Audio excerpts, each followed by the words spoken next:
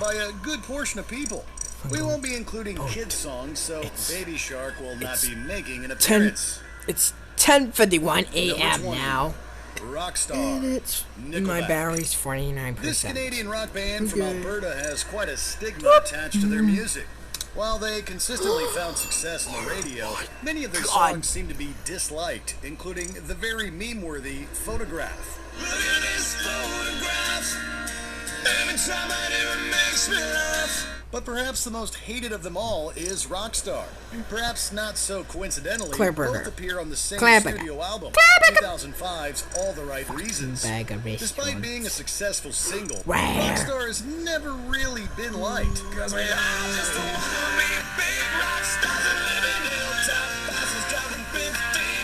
It has been called a terrible song by the likes of The Guardian and BuzzFeed. And it was even the worst single of the year in a Pop Justice poll. Maybe it's a little too dad rock for most. Number 19, Timber, Pitbull featuring Kesha. Is there anything more 2013 than Pitbull and Kesha? Timber was an enormous commercial success, and per Billboard, it was one of the hot 100 songs of the 2010s.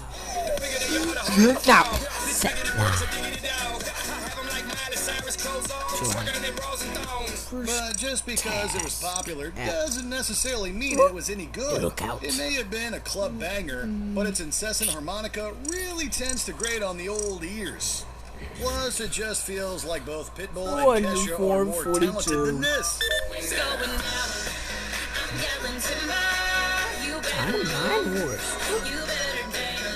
That's saying nothing of the lyrics, which give off a rather dirty and skeezy vibe, or the involvement of controversial producer Dr. Luke. Let's all yell Timber and get rid of this song for good. Number 18, Swagger Jagger, Cher Lloyd. We mean, you know what you're getting into with a title like Swagger Jagger. You can't stop looking at me, staring at me, be what I be, you can't stop looking at me. This was the first single from Cher Lloyd, who found success on the 7th season of The X Factor. It was not a good debut, to say the least. Parts of the song's melody blatantly ripped off Oh My Darling Clementine, so we're already annoyed about that. Then it bombards us with some obnoxious vocals and a piercing digital beat that sounds like 1,000 vuvuzelas at a soccer game.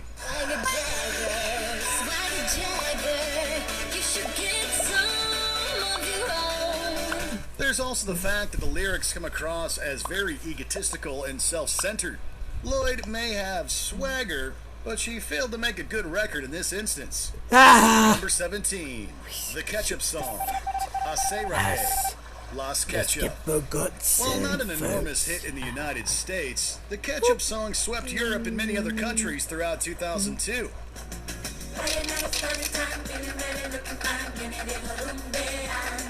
Listeners have compared the song to the Macarena, as they share many stylistic traits. It has a similar propulsive dancing beat, it's also in Spanish, and it's meant for nothing more than to get people up and moving. The Ketchup Song was tailor-made for success, dance routine and all.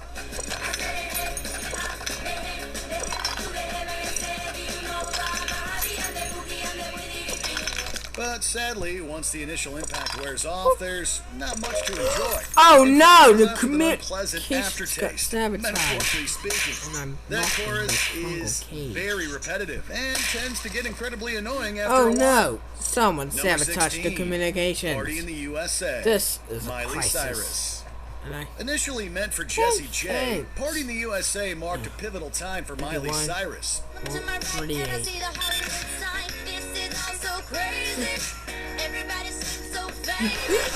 this tune, the superstar proved that she was here to stay, which is fitting since it references a literal move from Nashville to Hollywood. Now, the song is certainly catchy enough, which helps to explain how well it performed back in 2009. But it also reeks of manufactured pop. Wait, someone that's killing. The backing track is filled with annoying whizzes and whoop-whoop style sounds, and there's no variety in the music whatsoever. In other words, it's a very cheesy number that's entirely carried by Cyrus's strong vocals. Number 15, Selfie, The Chainsmokers. Even the title Selfie makes us gag. The musical duo wanted to capitalize on the titular photo craze of the early 2010s, so we got this grating tune. When Jason was at the table, I kept on seeing him look at me while he's with that other girl. Do you think he was just doing that to make me jealous? From a marketing standpoint, the idea was apparently to make a Harlem Shake-esque smash. And boy did it work. But at least the Harlem Shake was fun. This was just irksome. The repetitive beat is insanely irritating, but the worst part is easily the shallow and harmful lyrics. Bye-bye, Gray. You got the worst hits at 6. Lines like, I only got 10 likes in the last 5 minutes. Do you think I should take it down? Speaks for themselves. Can they take the whole song down while they're at it? Number 14, the Hamster Dance song, Hampton the Hamster. This one really brings back memories. A glorious time capsule. Oh no, Com's got sabotaged the Hamster Dance song again. makes for great nostalgia, but a horrible listening experience. Oh no. They killed my The Hamster Dance meme came to be in 1998, courtesy of a student named Deidre LaCarte. The Hamster Dance song was released 2 years later, presumably to play off its success. But looking back, that was a mistake. Why? The squeaky hamster voice makes our ears hurt, and it even features a very unwanted rap portion. Let's try it.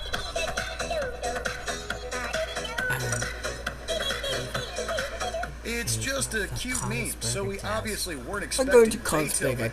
But even so, this was a low point for the internet. And music. Number 13, Stars Are Blind, Paris Hilton. Many listeners were going into Stars Are Blind wanting to hate it. After all, Paris Hilton was the embodiment of privilege in the early to mid-2000s. White.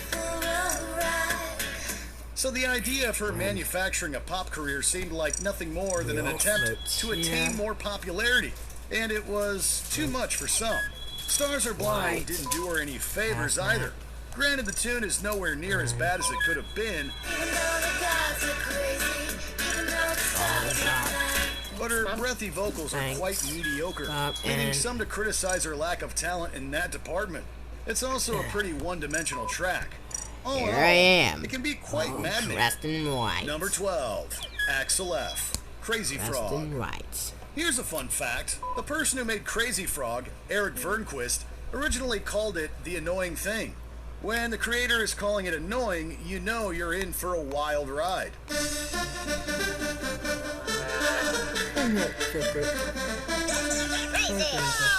The CG creation became known for its remix of Axel F., the famous instrumental from Beverly Hills Cop.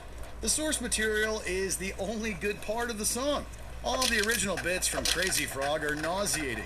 The gibberish singing is infuriating and takes away from an otherwise solid melody. No.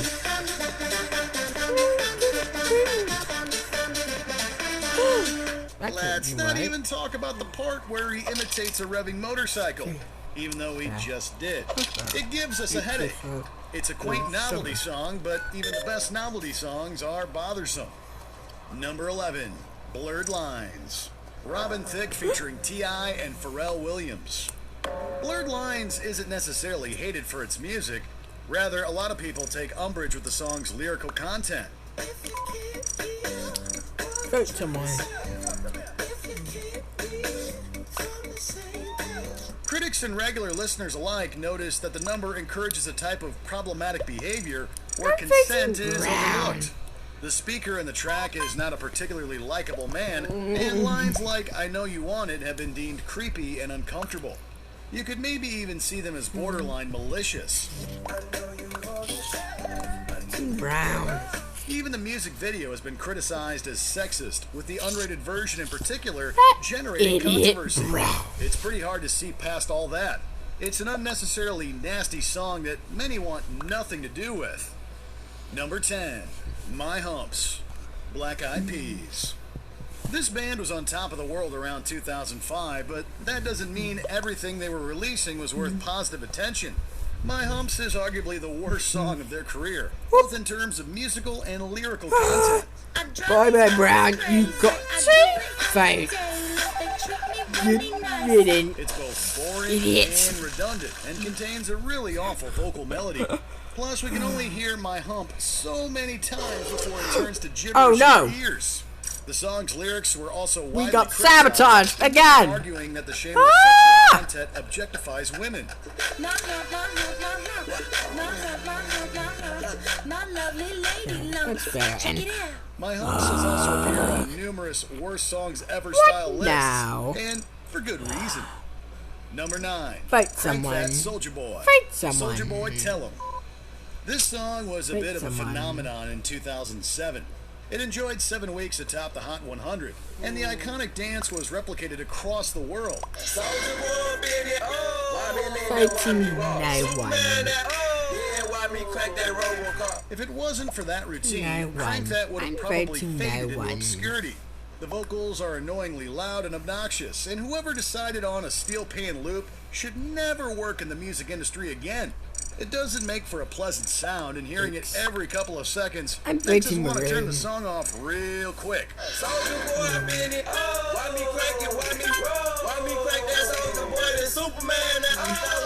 Though he didn't stop making music, I'm Soulja fighting Boy maroon. disappeared from the Instead. mainstream scene as Instead quickly of as he came, weddings, leaving that us went out. this song to remember him by. Whoop. Thanks but no thanks. Oh my god. Number 8. Orange Look What You coffee, Made Me folks, that Do. means. Taylor Swift. Bye bye. We got Orange. dark Taylor Swift for the Reputation era, After and it was expected, polarizing. injected in The album's orange lead single, was Look What You Made Me basket. Do, was a drastic departure Crap. from her past style, and it tended to Crap. divide critics and listeners. Not this brainwash again. The tough girl lyrics are Yeah. a little cringe and try hard. Fair. Like Swift is trying to be villainous rather than just being villainous. And the admittedly brilliant pre-chorus is undermined by a very disappointing hook that simply repeats the title of the song over and over again. The number had no trouble dominating the charts and getting people talking. The time is wasted supply.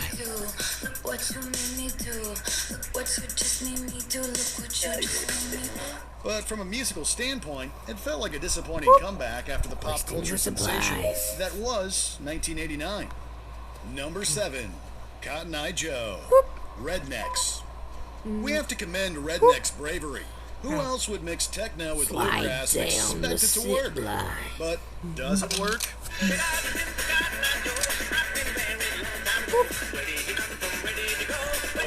Got my warning If you can. ask the charts, then yes, it succeeded wonderfully.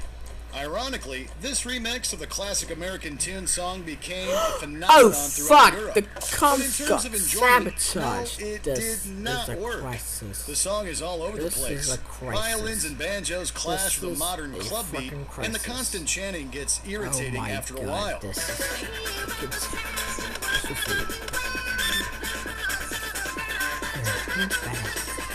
Plus, the way the singing swaps between male and female vocals feels disjointed. It's a lot to digest, and it sounds messy and unpleasant. Number 6, You're Beautiful, James Blunt. A one-poll survey once named Yes. this the most irritating song, which tells you everything you need to know. It's not a horrible track in theory, but it's a letdown through execution. My life is brilliant. My love is pure. I'm sorry. I saw an angel. I like this Well, boy. that and the constant radio airplay. Even James Blunt himself has admitted that it was overplayed, telling Hello Magazine that it became annoying. He's not wrong. I The got lyrics are a little too brainwashed. saccharine for many, and nasally vocals aren't everyone's cup of tea. You're beautiful. You're What beautiful. now? It's true. There's also no denying the cheesiness of the music Fight video, someone. with the singer dramatically undressing in the rain and then jumping Fight into the someone. ocean. It's all very hard to Fight genuinely someone. enjoy. Number 5, I'm a Gummy Bear, the Gummy Bear song, Gummy Bear. The aughts were a very strange time for the internet. They were fun, yes, but strange. The hamster dance song I'm must have really fighting. done a number on us because we were suddenly bombarded with annoying virtual creatures No one. performing painfully I'm irksome fighting no songs. one.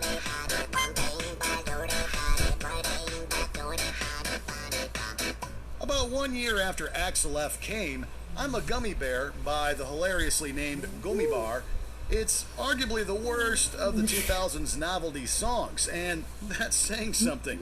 The high-pitched and auto-tuned vocals couldn't be more bothersome, and it's just all around aggravating.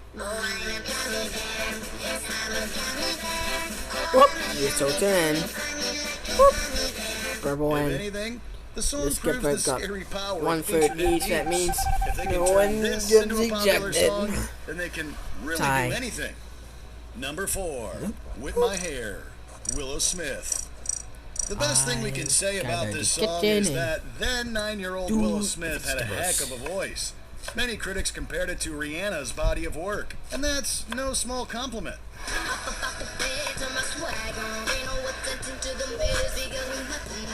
It's a shame that her vocals were overshadowed by one of the worst choruses of the decade. It consists of nothing but the line, "I whip my hair back and forth," which is endlessly repeated over and over again with an unsavory screech. Sandcastle. Beer. To the cafeteria. It makes the song seem 10 times longer than it actually is, the and it garbage. completely ruins what could have been otherwise a pleasant listening experience. We're just a little unclear. Does she whip her hair Time back to and collect forth, some or shells. not? Number 3, It's Everyday, Bro, Jake Paul featuring Team 10. Jake Paul is one of the most notorious figures on the internet, and not always for positive reasons. But does the No, song only one deserve all the task hate it left. receives? One more task, then I'll have my task. If you ask us, yes. It's a diss track aimed at various internet celebrities. But Paul isn't a rapper. In fact, his rapping is horrible. And then there are the lyrics. The Team 10 members shamelessly boast about their riches and fame, and it's not something that people want to hear.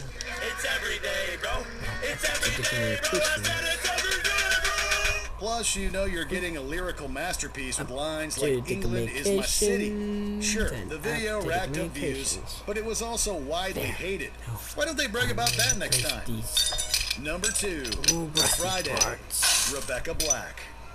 Poor Rebecca Black was really the ringer after Friday was released. The song was immediately criticized by pretty much everyone and became a national laughing stock. Done all my tasks. Finished. Every aspect of the tune was viciously picked apart, from Black's auto-tuned vocals to the gloriously meme-worthy lyrics like "Tomorrow is Saturday and Sunday comes afterwards." The song spread through social media like wildfire, and was even the most disliked video on YouTube for a while.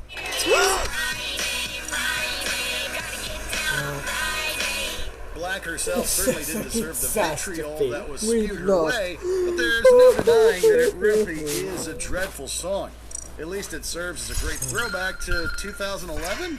Before we continue, be sure to subscribe to our channel and ring the bell to get notified about our latest videos. That was a great one. You have the option to be notified for occasional videos or all of them. If you're on your phone, make sure you go into your settings and switch on notifications. About to get killed Number by 1, someone. Baby, Justin Bieber featuring Ludacris.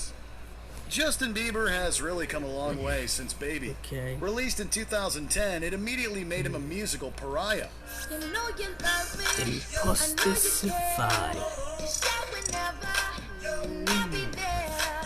The song was widely reviled, and though Bieber's fame grew, he personally attracted hatred, the likes of which was rather staggering.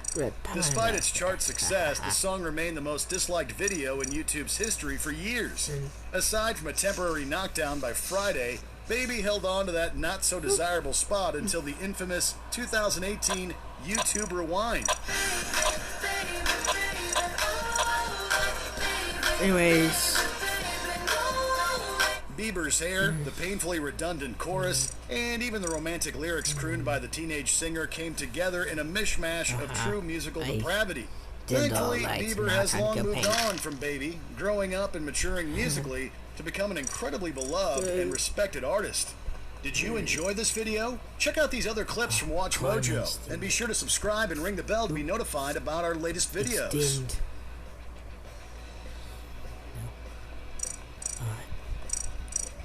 Gotta do some fiction.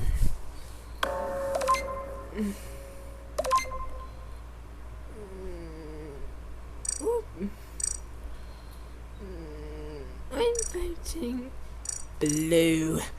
Bye. Yes. And what do we have with asking one for once?